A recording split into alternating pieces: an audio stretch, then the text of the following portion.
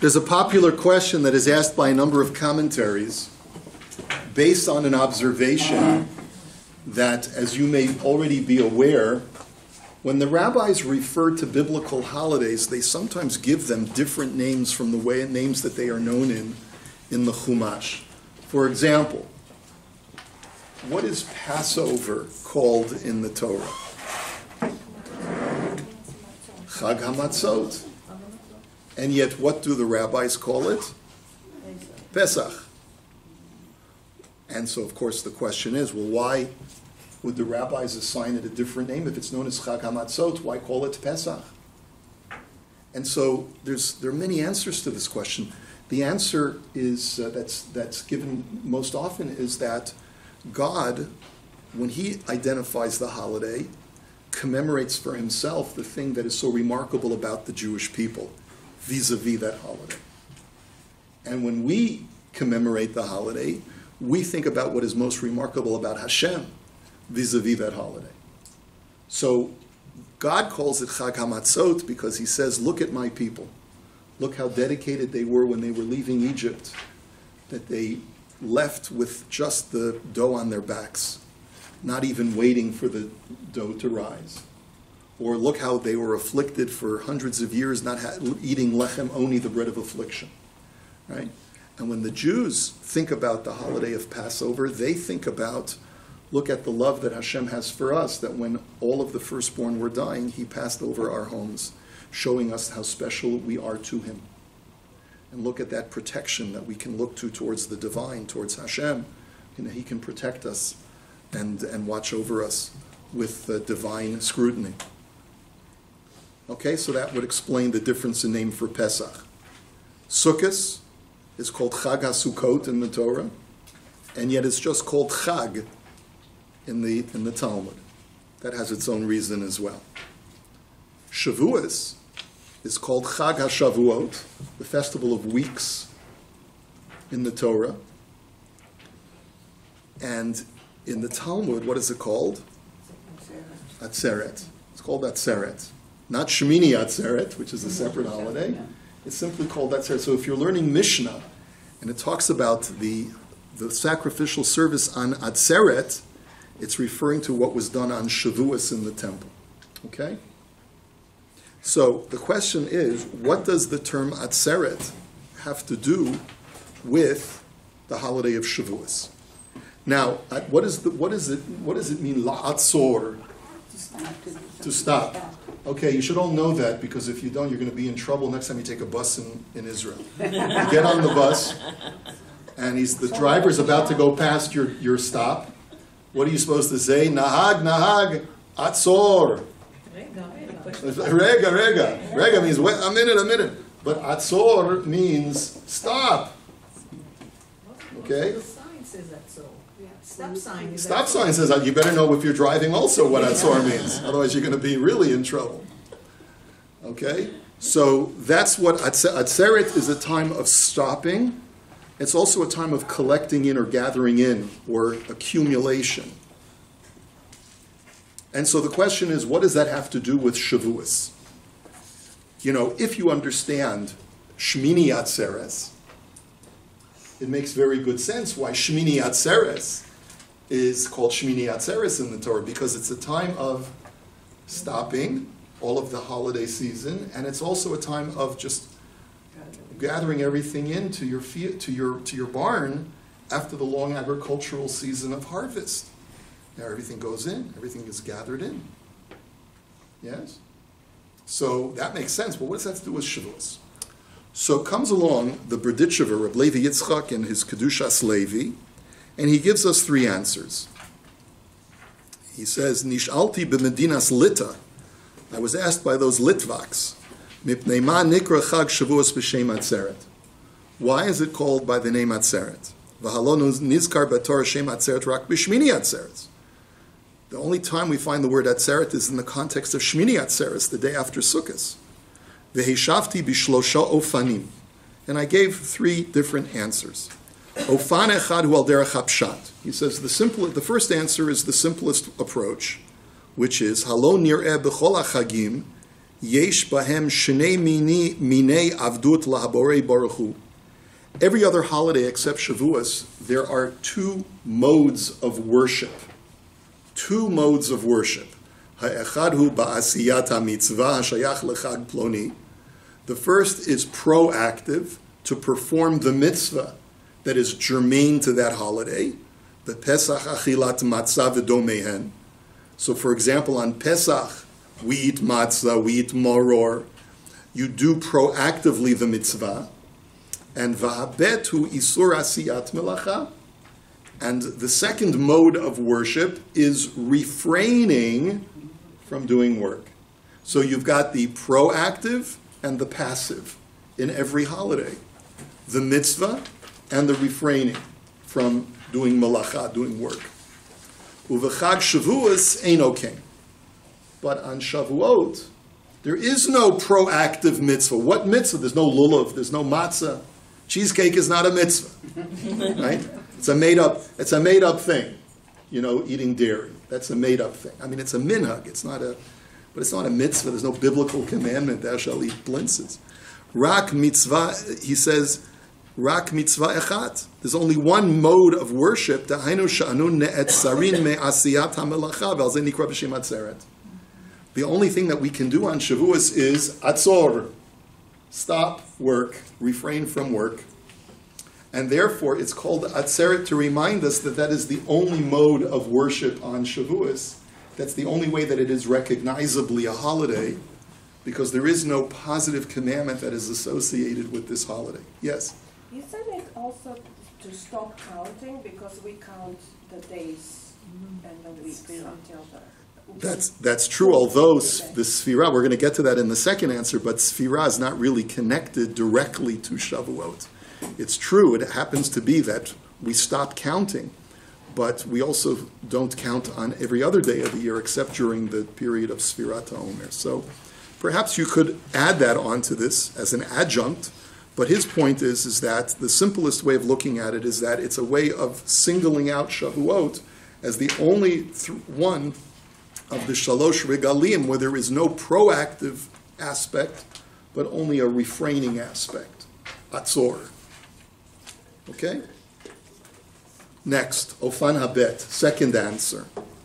Lefi sha'anu ro'im b'chush haseichel, shekol hayamim tovim nikra shemotan al shem ha'me'ora. He says, with all other holidays, we celebrate that which occurred on that day. Dahainu al shem mitzvat hanohagot. For example, the mitzvot that we do, we associate with the holiday because that is in some way commemorative of what happened on this day.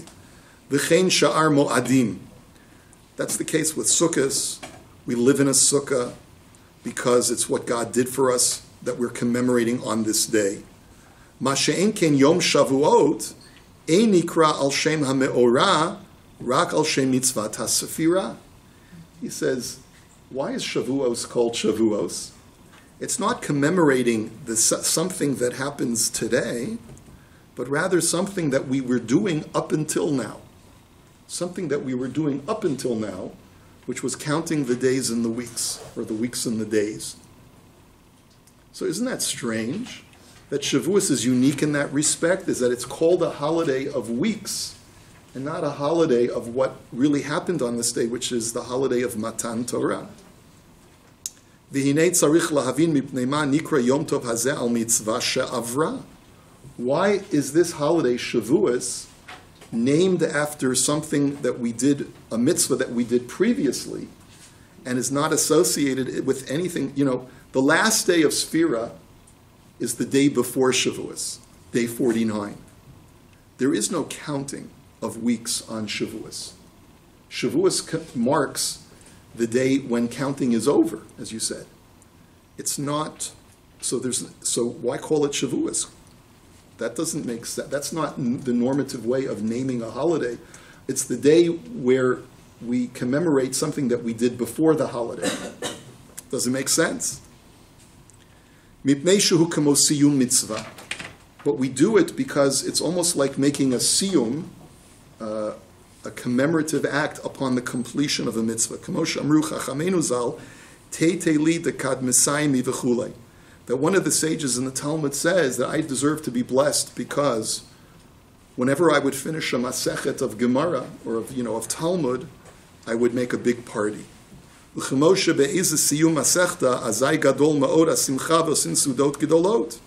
And anytime a person finishes a masechet of Talmud or a whole unit of learning, he's supposed to make a party to show his joy, to show his celebration. As we find that many people who study Torah all day long make very, very large celebrations when they finish a cycle. He says, one could ask, he says, what's the big deal? Why make a party upon completing a tractate? The fun's over. You finished it already. Why then celebrate after you finished doing the mitzvah? But the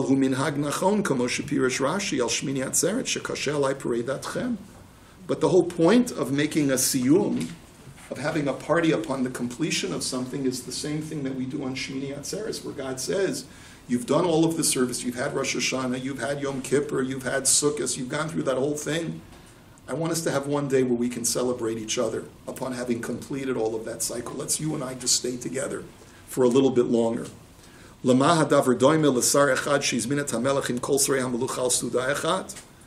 like, as the Medrash says, that when a king invites his whole cabinet over to celebrate, and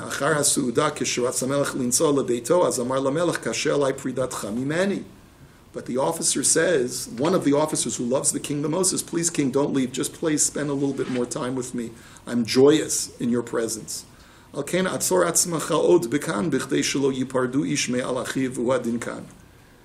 same thing is happening on Shavuot. And that's why we call it Atzeret. He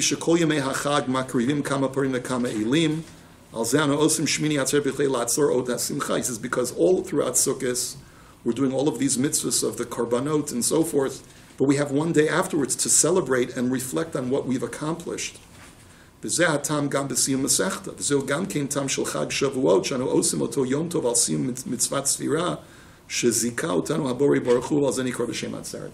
it's called Atzeret, to reflect back on the wonderful mitzvah that we were able to perform of Sfiras HaOmer. Atzeret, let's take one moment to celebrate what we've accomplished. And if I could just sort of accentuate or maybe rephrase what Reb Levi Yitzchak is saying over here. What is the accomplishment on the day of Matan Torah? It's true that we're celebrating the giving of the Torah.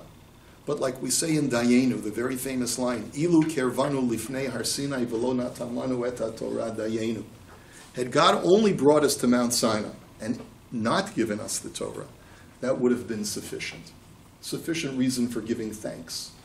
But what do we mean by that? It's because the growth that we've experienced to get to this point of being able to receive the Torah is in itself worthy of celebration. That's the reason for celebrating Shavuos. Not just because we're receiving the Torah, but because we've developed ourselves to a point where we're ready to receive the Torah.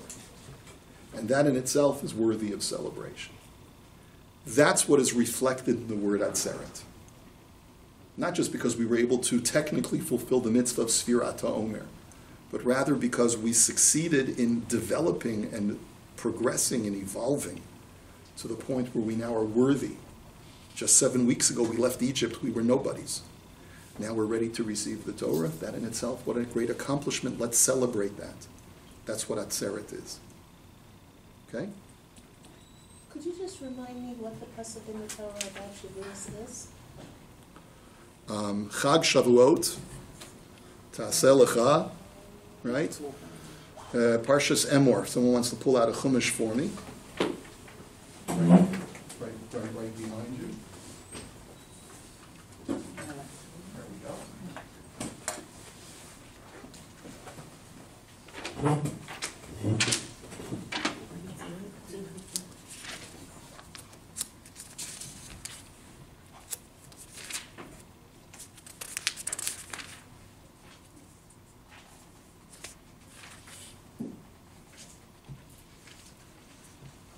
Okay. It's not in Parshas Emor. Sorry, it's in Parshas Re'eh. I beg your pardon.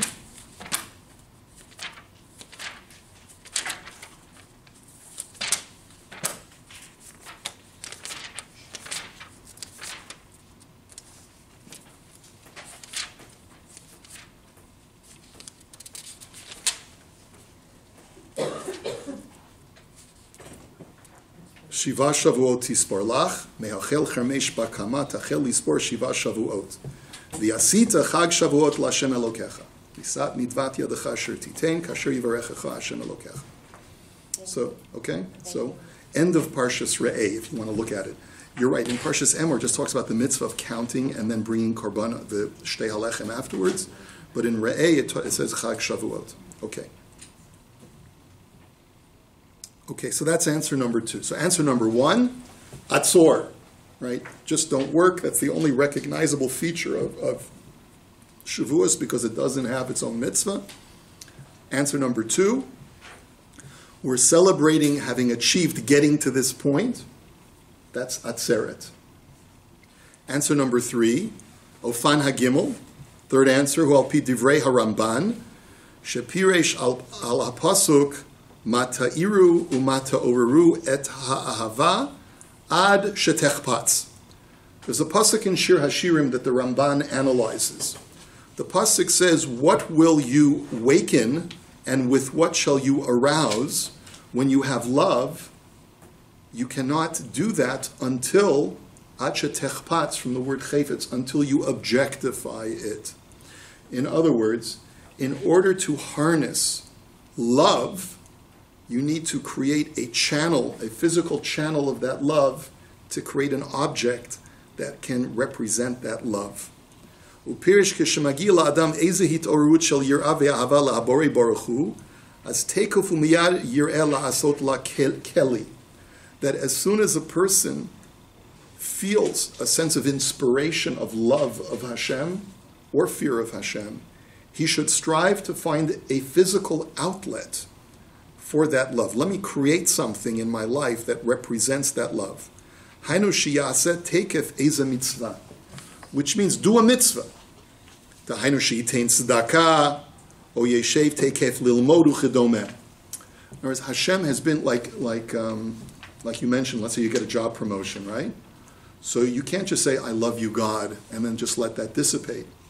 Not only should you make a shechina, but you should do a mitzvah to show Hashem, I really owe you so much. Let me do something to show you my gratitude. So you can put some money in the pushka, you can sit and study Torah, you can say some Tehillim, you can do something to show this is my opportunity to express my love of Hashem. Ki yadua shehit'orerut haba'a el ha'adam bepeta pit'om hu or hanishba alav milamala.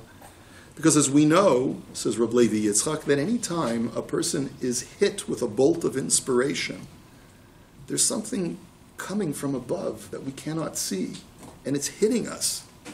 And it's what basically Hashem is saying, hey, wake up, man. Wake up. I'm trying to get your attention.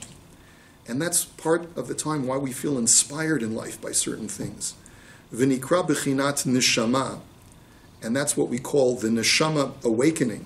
And when any time your neshama is aroused, you have to use some kind of physical visage for the neshama, place it in a bodily container. Give it some sense of permanence in this physical world so that it doesn't dissipate. This is well known for those who are in the know. V'zeh perush ha'pasuk matairu u'mata'oru et hava ad shetechpatz ki chayfetz hu milashon kli. Dahainu ha'it'orerut hahu sheba el ha'adam tzrich tekaf u'miyad kli. V'zeh ad shetechpatz ad kan l'shono af she'en ze l'shono mamish. So he's just recapitulating the language of the Ramban, but that's basically the idea. Create a physical channel, an outlet for your inspiration. Do a mitzvah as soon as you're inspired. V'hinei bishat matan Torah shahaya bevadai liyisrael az hit'orerut gedola.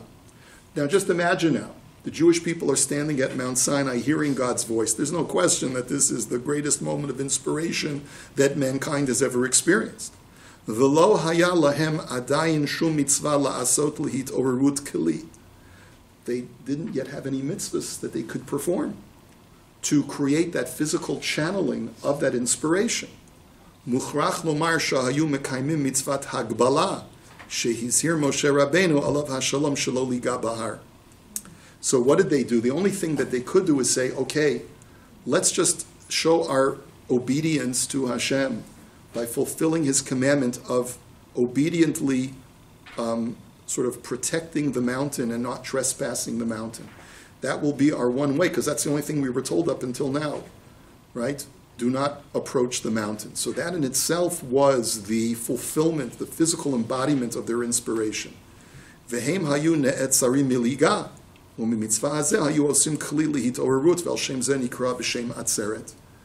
that was the only channel that they had available to them at the time to atzor, to stop and not.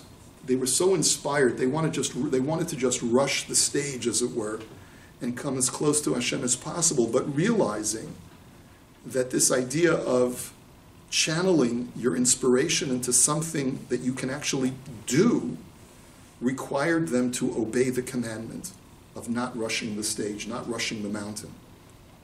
And that's why it's called Atzeret, because despite the great desire to become as close to God as possible, they were Otzer.